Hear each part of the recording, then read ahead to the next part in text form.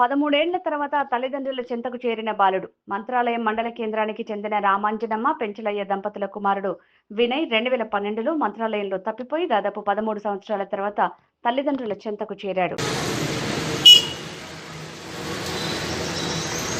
20వ తేదీన వినయ్ కుమార్ అలియాస్ శరత్ అనే వ్యక్తి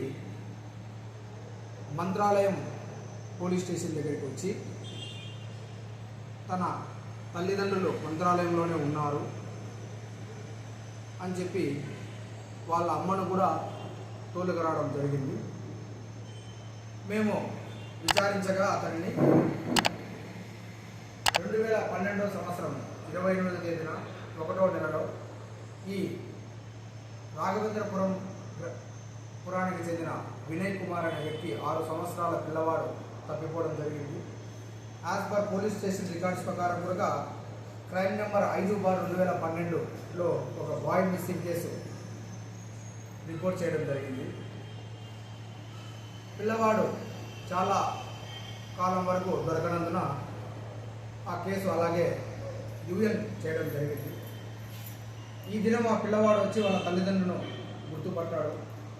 గుర్తుపట్టి ఈమె మా అమ్మ అని చెప్పారు.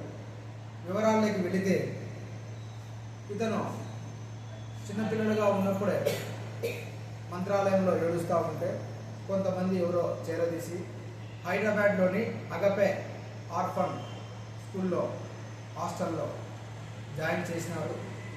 అక్కడ అతను మంత్రాలయం నుంచి వచ్చినారని చెప్పేసి నోట్ చేసుకున్నారని ఇతనే చెప్పాడు.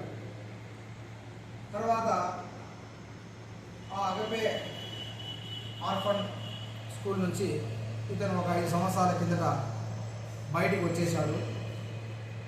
బయటకు వచ్చి ఒక సికింద్రాబాద్లోని రైల్వే స్టేషన్లో ట్రైన్ ఎక్కి ఆ ట్రైన్ నుంచి డోన్లో దిగి అక్కడ రమేష్ బైక్ మెకానిక్ అనే వ్యక్తి దగ్గర 3 సంవత్సరాలు బైక్ మెకానిక్గా పనిచేశాడు. తర్వాత అతను చదువుపై ఇంట్రెస్ట్ పెట్టుకొని అక్కడే జెడ్పిఎస్ స్కూల్ డోన్లో 10వ తరగతి ఓపెన్గా చేయడం జరిగింది. అందులో పాస్ అయిన వెంటనే చదువు మీద ఆసక్తి కనబరిచి అక్కడ ఉన్న గవర్నమెంట్ జూనియర్ కాలేజీలో తను అనాథ అని చెప్పేసి తల్లిదండ్రులు లేరని చెప్పి ఇతను అక్కడ ఇంటర్మీడియట్ ఫస్ట్ ఇయర్ సిఈసిలో జాయిన్ అయ్యి ఆ ప్రిన్సిపల్ గారు కూడా ఇతనికి ఎస్సీ హాస్టల్లో ఆతిథ్యం ఇచ్చి కొంచెం కేర్ తీసుకొని చదివించడం జరిగింది. తదుపరిగా